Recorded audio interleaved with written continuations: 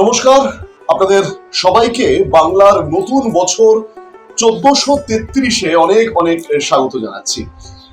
আজ এই বৈশাখী যে মিলন, সেই বৈশাখী মিলনে দেখতেই পাচ্ছেন আমার চারিদিকে একেবারে আমার আজকের অনারেবল যারা অতিথি তারা প্রত্যেকেই মহিলা, এবং আরেকজন এসে পৌঁছাবেন একটা বিরতির পর, তিনিও আসবেন।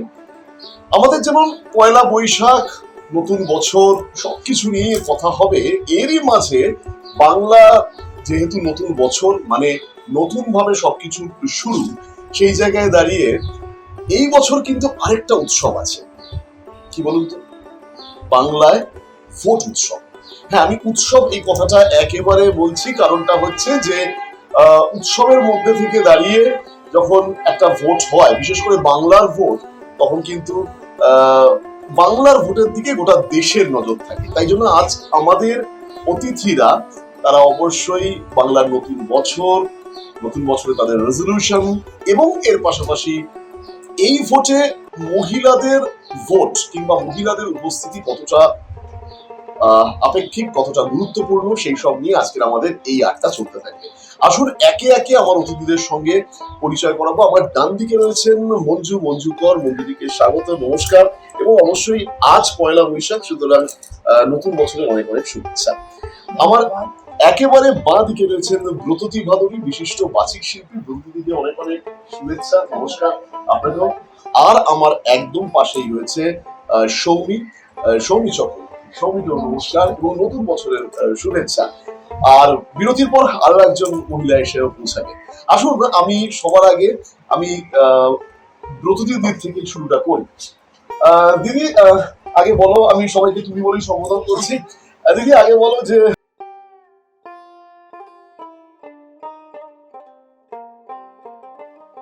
ভালো মন্দের তো সব, জীবনটা আমাদের তো ভালো মন্দ নিয়ে, অতএব ভালো মন্দ মেশানোই জীবন।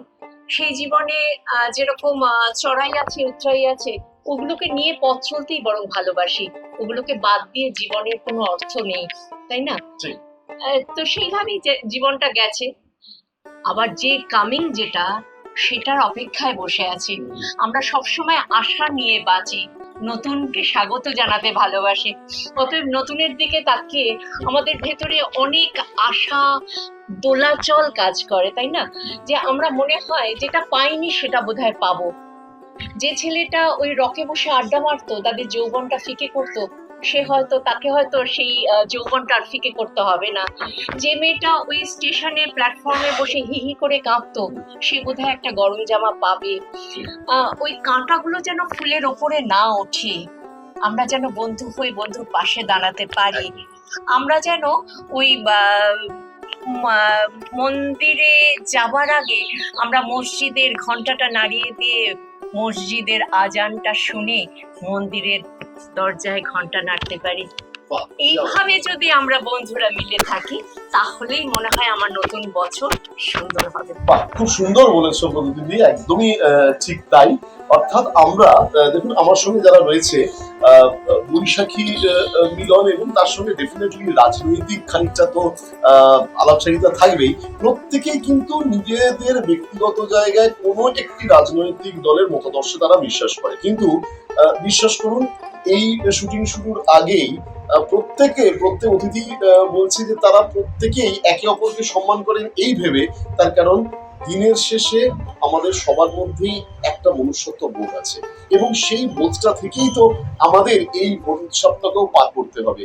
তার কারণ আমি ভোট কথাটা বারবার বলছি এই কারণে, তার কারণ বাংলা নতুন বছরেই কিন্তু এই ভোট উৎসব আছে, এবং নির্বাচন কমিশন ইতিমধ্যেই জানিয়ে দিয়েছে, তার ট্যাগলাইনই হচ্ছে, তোমরা আরো ভালো জানবে, সঙ্গেও জানবে, তা হচ্ছে নির্বাচন হোক অবাধ, শান্তিপূর্ণ, উৎসবের মেজাজে। আমি এবার একটুখানি ভোটের কথায় আসবো, তারপরে নতুন বছরের কথা আসবো, আমি সৌমির কাছে আসবো। তার আগে একটুখানি মঞ্জুদির সাথে কথা বলবো। দিদি, দীর্ঘদিন ধরে তোমার এই রাজনীতির ময়দানে হাঁটা চলা সবকিছুই চলছে, নির্দিষ্ট একটি রঙকে ডেফিনেটলি তুমি তার মতাদর্শ, তোমার হাঁটা চলা। আগে বলো, যে বছরটা ফিরে আসলে আর যে বছরটা আসছে, কেমন গেল বছরটা? স্বাভাবিক ক্ষেত্রেই দিদি ঠিকই বলেছিল ব্রততী, যে চড়াই উতরাই নিয়েই আমাদের জীবন, কখনো ভালো কখনো খারাপ, সবকিছু নিয়েই আমাদের বেঁচে থাকতে হয়। তা আমরা আগের বছর যতটাই ভালো ছিলাম, এবছরও আমরা আশা করছি আমাদের বাংলা নববর্ষ সামনেই আসছে, এবছরটাও আমরা ততটাই ভালো থাকতে চাই এবং ভালো থাকবো। এসআইআর এর যে বিপদ আমাদের মাথার উপর রয়েছে, সে আশা করি সেই সব বিপদ কাটিয়ে আমরা এবছরও ভালো থাকবো। বেশ, এসআইআর তুমি বলেই দিয়েছে, অর্থাৎ ভোটের আমরা আপনাদের ঢুকেই গেছি। এসআই শব্দ রাস্তা বলেই দিয়েছে, একজন রাজনৈতিক কর্মী এবং অবশ্যই একজন গৃহবধূ। কিওয়ার্ড ইউজ করে দিয়েছে, প্রপার কিওয়ার্ড ইউজ করেছে, একদম সত্যি দারুণ বলেছে যে একদম প্রপার কিওয়ার্ড, মানে আমাকে বুঝিয়ে দিল যে রাহুল এবার আমরা এসআইআর এ ঢুকতে পারি।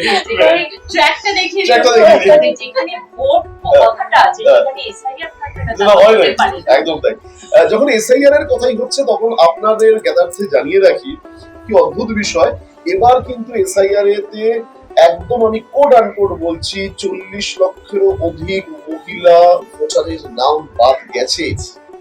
এই মহিলারাই কিন্তু আপনি যে কথাই বলুন, রাজ্য সরকার বলুন বা বিরোধী দল বলুন, একটা বিরাট ভোট ব্যাংক। আমি ব্যাংক শব্দটা ইউজ করলাম, আমি সৌমির কাছে আসবো। সৌমি, দীর্ঘদিন তুমি এই বাংলা থেকে তোমার গ্রহণ, তারপরে কাজের সূত্রে এবং ব্যক্তিগত জায়গা থেকে দাঁড়িয়ে 7 সমুদ্র 13 নদী পার আবার বাংলায় ফিরে আসা। সবাই বাংলা ছেড়ে 7 সমুদ্র 13 নদীতে যায়, তুমি 7 সমুদ্র 13 নদী পার করে আবার বাংলায় ফিরে কেন? Actually to be very honest, মানে এই ডিসিশনটা যে আমি নেব এটা আমি ভাবি, মানে এটা আমার জন্য খুব একটা আনপ্রেডিক্টেবল ডিসিশন যে আমি এতটা বছর ইংল্যান্ডে থাকার পর তারপরে দেশে ব্যাক করব। আমার ব্যাক করার সত্যি কথা বলতে কোনো ইচ্ছা ছিল না, আমি ভাবিও নি ব্যাক করব, কারণ বাচ্চাদের পড়াশোনার ক্ষেত্রের জন্য বলো কিংবা আমার হাজবেন্ডের ক্যারিয়ার বলো, সবকিছু মিলিয়ে মনে হয়েছে যে ওই জায়গাটা হয়তো আমাদের জন্য অনেক বেশি সুটেবল এখানের থেকে। But again to be very honest, বেশ অনেকটা বছর ওখানে কাটানোর পর ওখান থেকেও কম বেশি এখন তো একটা সোশ্যাল মিডিয়ার যুগ, তো আমার মনে হয় মানুষ অনেক বেশি অ্যাওয়্যার এবং এখন আর কোনো খবর চাপা পড়ে থাকে না। এখন সবাই খুব সচেতন, সবাই খুব বেশি কি বলবো, সেলফ সেন্টার্ড কথাটা হয়তো ইউজ করা ঠিক হবে না, সেলফ অ্যাওয়ারনেসটা অনেক বেশি, তাই জন্য মানুষ নিজের মতন করে অনেক কিছু ডিসিশন নেয়। এটা পসিবল নয় যে এখন আমার উপরে কেউ কোনো ডিসিশন ইম্পোজ করে দেবে বা তোমার উপরে কেউ কোনো ডিসিশন ইম্পোজ করে দেবে বা মঞ্জুদির উপরে কেউ ইম্পোজ করে দেবে বা প্রতিদির উপরে কেউ ইম্পোজ করে দেবে, কিছু ইম্পোজ করা যায় না, আমরা সব দেখি, তারপর finally decision is my own. তো সেই জায়গা থেকে যখন আমি এখান থেকে বাইরে গেছিলাম একটা বাংলা দেখে গেছি, আমি যখন ওখানে থাকাকালীন 4টে সোশ্যাল মিডিয়ার পোস্ট দেখতাম, বা বলতে পারো যে এখানে তো যেহেতু এটা আমার রুট, এটা আমার শিকড়, তো আমি বাইরে থাকলেও তো আমার এখানকার রিলেটিভস, আমার মা, আমার ফ্যামিলি, তাদের সাথে তো আমার কানেকশন বন্ধ হয়ে যায়নি, তাদের কাছ থেকেও বেশ কিছু ভিউজ পেতাম এবং সেটাকে আমি রিলেট করার চেষ্টা করতাম থ্রু সোশ্যাল মিডিয়া। তো সেখান থেকে গিয়ে মনে হতে শুরু করলো গ্র্যাজুয়ালি যে বাংলা চেঞ্জ হচ্ছে। তার মাঝখানে আমার সাথে একটা খুব ট্র্যাজিক ইনসিডেন্ট হয়, সেটা হচ্ছে আমার বাবাকে আমি হারাই। তো সেই সময় 5 বছর আমি দেশে ব্যাক করি, 5 বছর পরে হঠাৎ করে all of a sudden I lost my dad. তখন আমরা উইদাউট এনি প্রিপারেশন দেশে ব্যাক করি, আর তখন আমি মোটামুটি 1.5 মাস মতন ইন্ডিয়ায় ছিলাম, কলকাতায় ছিলাম, কারণ আমার কাছে ইন্ডিয়া মানে সর্বপ্রথম কলকাতা। মানে আমি ভাবতে পারি না যে আমি ইন্ডিয়া থেকে অন্য কোনো রাজ্যে থাকবো, ইদার আমি ইন্ডিয়ায় থাকবো, যদি আমি ইন্ডিয়া থাকতে না পারি আই গো ব্যাক। তো সেখান থেকে কলকাতায় ব্যাক করে, তো কলকাতায় 1.5 মাসের মধ্যে, যদিও খুব ট্র্যাজিক ছিল, আমার বাবাকে আমি হারিয়েছি, বাট 5টা বছর মাঝখানে তো আমি দেশে ব্যাক করি। তো সেই জায়গা থেকে যখন আমি স্পেশালি রাজারহাট, সল্টলেক ওই দিকগুলো যেতে শুরু করলাম, পুরো এক্সপ্লোর করতে শুরু করলাম, ওই 5টা বছরের মধ্যে আমার মনে হচ্ছে কলকাতার মধ্যে অনেক ডিফারেন্সেস এসেছে। কিভাবে ডিফারেন্সেস এসেছে? প্রথমে তো আমি বাহ্যিকভাবে দেখলাম ডিফারেন্সেস এসেছে, যে রাস্তাঘাট চেঞ্জ হয়েছে, অনেক প্ল্যান্ড সিটি হচ্ছে, সেটা একটা ফার্স্ট জিনিস। সেকেন্ড জিনিস, আমি যখন আমার বন্ধু বান্ধবদের সাথে কথা বলতে শুরু করলাম, জব অপরচুনিটিস আইটি সেক্টরে মেইনলি বাড়তে শুরু করলো। ইভেন যে আগে যেটা ছিল সেটা হচ্ছে যে আমার হাজবেন্ডও আইটিতে আছে, যে আইটিতে যদি তুমি জব করো তাহলে ইটস ভেরি ডিফিকাল্ট যে তুমি তোমার রাজ্যেতে একটা ভালো মোটা প্যাকেজের জব পাবে। এটা ছিল না। কর্মসংস্থানটা তুমি হ্যাঁ, দেখলে যে অনেকটা হ্যাঁ চেঞ্জ হয়েছে, মানে যে স্যালারি তোমার ব্যাঙ্গালোর দিচ্ছে আজকে, যে স্যালারি তোমার পুনে দিচ্ছে, আমাদের কলকাতাও আজকের ডেটে সেই স্যালারি দিচ্ছে। বেশ তো বেশ এই চেঞ্জেস গুলো তো বেশ, তাহলে এইটা ও লক্ষ্য করেছে। আমি এই বিষয়ে আমি আসবো, আমি তার আগে দিদির কাছেও আসবো। ও যদি একটা কথা বলো, যে কথা সৌমি বলছে যে কলকাতা অনেক প্ল্যান সিটি হয়েছে, কলকাতা অনেক পরিষ্কার পরিচ্ছন্ন হয়েছে। তুমিও দীর্ঘদিন কলকাতায় আছো, মহিলাদের দৃষ্টিভঙ্গি সম্পূর্ণ আলাদা। ধরো আজকের ওর দৃষ্টিভঙ্গিতেই ওর ফ্যামিলি সিদ্ধান্ত নিয়েছে, তোমার দৃষ্টিভঙ্গিটাকে তুমি যদি একটু আজকে বলো, মানে অ্যাজ এ মহিলা তোমার দৃষ্টিভঙ্গি। মহিলাদের আহ, আগে তো আমরা মহিলাদের দেখতাম যে নারী পুরুষ নির্বিশেষেই আমাদের একটা কথাই ছিল যে নারী আর পুরুষ কোনো আলাদা নয়। মহিলা আহ, সমান অধিকার এবং সমান সংখ্যক আসন নিয়েই সেই জায়গায় কাজ করতে পারবে। সেই দাবি আমাদের দীর্ঘদিনই ছিল। সেই দাবি নিয়েই আমরা কিন্তু দেখেছি যে কলকাতার বুকে দাঁড়িয়ে বা পশ্চিমবাংলায় মহিলারা অনেকটা এগিয়ে, এখন আর সেই জায়গায় পিছিয়ে নেই। অতীতেও এই জায়গাটা ছিল, অন্য রাজ্যের থেকেও পশ্চিমবাংলায় মহিলারা অনেকটা এগিয়ে আছে। সেই জায়গায় যদিও আমরা বলি যে এখন আমাদের নারী নিরাপত্তাটা আবার নতুন করে বিঘ্নিত হচ্ছে। আমরা যেভাবে দেখলাম আরজি করের যে চিকিৎসক, তাকে ধর্ষণ করে খুন করা হলো এবং তার যারা খুনি তারা বহাল তবিয়তে ঘুরে বেড়ালো। তার বিচার আমরা যখন সারা কলকাতা কেন পশ্চিম বাংলা এবং দেশ বিদেশ সবাই রাস্তায় নামে বিচারের দাবিতে, কিন্তু আমরা সেই বিচারটা ফিরিয়ে আনতে পারলাম। আমি এই জায়গাটাই একদম আসবো, আমি এই জায়গাটাই স্পেসিফিক্যালি আসবো। কিছুদিন আগে দিশা শক্তি নিউজ ইলেকশন ওয়াচ, আপনারা জানেন একটি সর্বভারতীয় সংস্থা যারা ভোটের আগে বিভিন্ন মহিলাদের কাছেই যান এবং সেটা গ্রামীণ হতে পারে কিংবা শহরতলি হতে পারে, তাদের কাছে 30 সেকেন্ডের একটা করে দাবি মানে প্রশ্ন থাকে। 30 সেকেন্ডের প্রশ্ন ছিল, আপনারা নতুন সরকারের কাছে কি চাইছেন? শহরের মহিলারা বলেছে, একদম আমি দিদির কথা সূত্র ধরে বলবো, তারা চাইছে নিরাপত্তা। গ্রামীণ মহিলারা বলছে যে তারা চাইছে একেবারে মাথার উপর ছাদ, পাকা ছাদ তারা চাইছে। আমি স্পেসিফিক্যালি এই আলোচনায় আসবো, তখন আমি যখন মহিলা নিয়ে আলোচনা করছি তখন আমি একেবারে আসবো ইতিমধ্যে বিগত কয়েক বছরে একটি স্কিম বাংলায় কিন্তু ঘরে ঘরে ছড়িয়ে গেছে। রাজনৈতিক বিশ্লেষকরা বা রাজনৈতিক সমালোচকরা বলছে এটা রাজ্য সরকারের ভোট তোলার ক্ষেত্রে একটা দারুণ বলা যেতে পারে মাস্টার স্ট্রোক, দ্যাট ইজ আমি বলছি লক্ষ্মীর ভান্ডারের কথা। বিরোধীরা বলছে পাইয়ে দেওয়ার রাজনীতি। কিন্তু কি অদ্ভুত ব্যাপার, যখন আমরা এই আলাপ আলোচনা করছি, রাজ্য সরকারের এই স্কিমের উপরই মান্যতা দিচ্ছে প্রধান একটি বিরোধী দল। তারা বলছে না, আমরা এই টাকা না, তার ডবল দেবো। আমি এই জায়গায় আসবো, কিন্তু তার আগে যেহেতু আমাদের মাঝখানে বাচিক শিল্পী রয়েছে, তো কবিতা শুরু না তা তো হয় না, একটু একটু একটু সুরে সুরে হোক, তারপরে আবার আমি আলোচনায় ফিরছি। ঠিক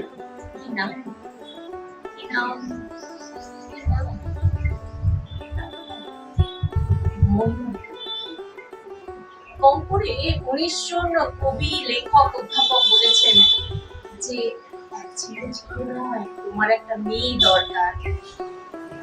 ছেলে খারাপ হলে বিপদ, ছেলে ভালো হলেও বিপদ। ছেলে খারাপ হলে পাড়ার লোক হিসাব দেবে, ভালো হলে ফ্যামিলিটাকে কেড়ে নেবে। মেয়ে হলে নাম রাখতাম ময়ূর, বললাম নাম রাখবো ময়ূর। ছোট ছোট হাত, ছোট ছোট হাত টলমল করে এগিয়ে আসবে আমার দিকে। ময়ূর, ময়ূর মা, তুই আমাকে ভালোবাসবি তো? আমাকে ছেড়ে যাবি না তো? অ্যাপ্লাই করেছো? সমস্যায় জিজ্ঞেস করলি তিনজন। আমি বললাম দেখেও এসেছি, যে কোনো দিন টেলিফোন এলেই আমি ছুটকে গিয়ে তুলে নিয়ে আসবো আমার ময়ূর থেকে, তারপর চুমোয় চুমোয় তাকে পরিয়ে তুলবো। সেই তার 4 বছরের দাদা রোডবাবুর সঙ্গে দাদা হয়ে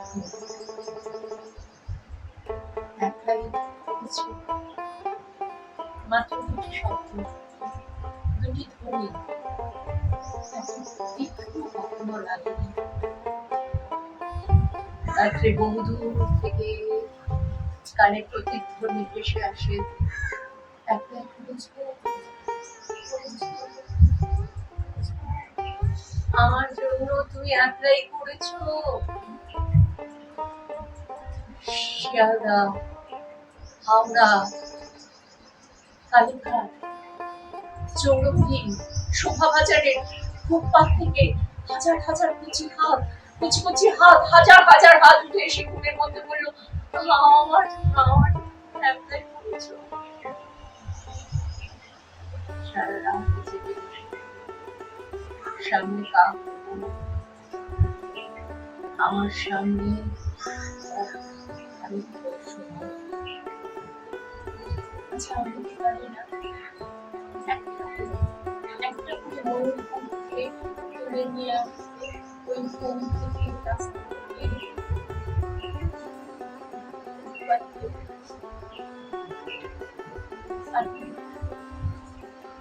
বাহ, অসাধারণ। অসাধারণ অসাধারণ। হ্যাঁ, আমরাই পারি, আমরাই পারি মেয়েদের বিভিন্ন ভালোবাসতে, জায়গায় মেয়েদের ভালোবাসতে। মেয়েদেরকে লালন করতে, যত্ন করতে, ঠিক কথা। তাহলেই লক্ষ্মীর ভান্ডার, লক্ষ্মী কথাটার যৌক্তিকতা থাকবে। বাহ, দারুণ, একদম দারুণ। তাহলেই লক্ষ্মীর ভান্ডার কিংবা লক্ষ্মীর কথাটার যৌক্তিকতা থাকবে। আমি আজকে আমার এই আড্ডায় লক্ষ্মীদের নিয়ে বসেছি। একটা ছোট্ট বিরতিতে যাব, বিরতির পর আরো একজন লক্ষ্মী এসে উপস্থিত হবেন, তার সাথেও পরিচয় করাবো। তারপরে আমরা ডেফিনেটলি, যখন লক্ষ্মীর ভান্ডার দিয়েই শেষ হয়েছে, আমরা আমাদের সেকেন্ড পার্টে লক্ষ্মীর ভান্ডারের যৌক্তিকতা নিয়ে আলোচনা করবো। আপনারা কোথাও যাবেন না, একটা ছোট্ট বিরতির পর ফিরে আসছি সব।